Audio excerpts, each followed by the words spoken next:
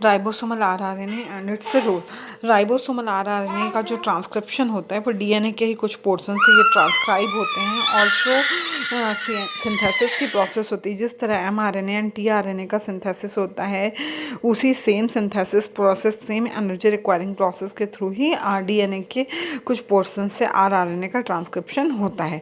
RRNA का जो होता है वो दो इंपॉर्टेंट रोल होता है। फर्स्ट की जो 30th सब यूनिट होते हैं, राइबोसोमल आरएनए के जो 30th सब यूनिट होते हैं उसमें प्रेजेंट जो 16S आरआरएनए एंड इसके रिलेटेड जो प्रोटीन्स होते हैं वो प्रोटीन सिंथेसिस की प्रोसेस का इनिशिएशन करते हैं। एंड सेकेंड रोल जो होता है, जो 3' एंड होता है 16S आरआरएनए का, जो 3' एंड होता है वो क्या करता है कि जो एमआरएनए एंड एमआरएनए में प्रेजेंट जो राइबोसोम होते हैं, एमआरएनए में प्रेजेंट जो राइबोसोम होते हैं उसमें प्रोटीन सिंथेसिस की जब प्रोसेस होती है तो उस प्रोसेस के लिए जो इनिशिएटिंग सिग्नल होता है, उस इनिशिएटिंग सिग्नल को प्रोवाइड करने का कार्य भी वही करते हैं।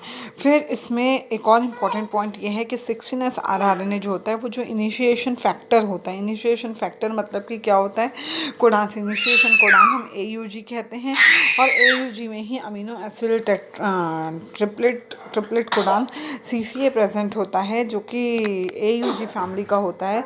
तो 3' CCA कोडान से कोडान के ऐड होने के बाद ये इनिशिएशन प्रोटीन सिंथेसिस की इनिशिएशन का कार्य करते हैं और जो एंड रीजन होता है अमीनो एसिड टीआरएनए का जो एंड रीजन होता है उससे बाइंडिंग में इंपॉर्टेंट रोल प्ले करते हैं। इसके बाद राइबोसोम्स में 3 इंपॉर्टेंट साइट्स होते हैं टीआरएनए से बाइंड होने के लिए। वो साइट्स हैं, फर्स्ट आपका होता है P site, second one is a site and last one is E site. इस पी साइट का मतलब होता है जो पैप्टिडिल और डोनर साइट होता है and A site amino acid और एक्सेप्टर साइट होता है।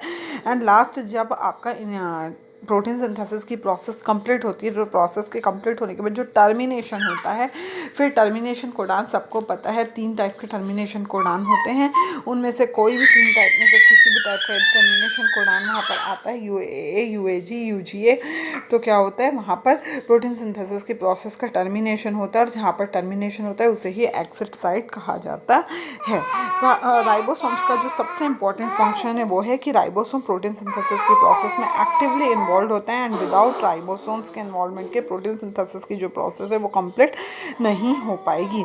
यहाँ पर आपका topic ribosome structure and function complete होता है। मैंने आपको सिर्फ 30S एंड 50S मतलब कि 70S टाइप ऑफ राइबोसोम का कंप्लीट डिटेल बताया। जिस तरह वो 30S एंड 50S सब यूनिट से मिलकर बनाता है, सेम चीज़ें आपको 80S टाइप ऑफ राइबोसोम के लिए लिखना है, जिसमें लास्ट सब यूनिट 60S होता है एंड स्मॉल सब यूनिट 40S होता है।